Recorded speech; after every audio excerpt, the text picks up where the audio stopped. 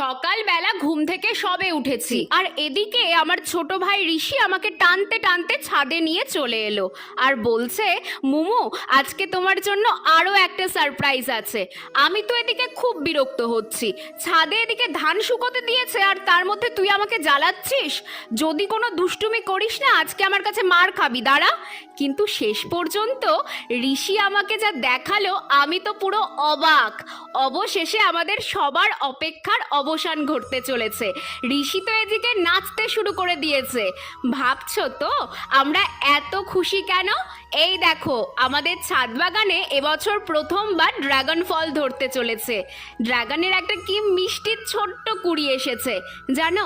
এই গাছটাকে আমি শুধু কিচেন কম্পোস্টের মধ্যেই লাগিয়ে রেখেছি, কোনো রকম যত্নই করতে হয় না, তারপরেও গাছটা কি সুন্দর বড় হয়ে উঠেছে। তোমরাও কিন্তু অনায়াসে ড্রাগন গাছ করতে পারো তোমাদের ছাদ বাগানে।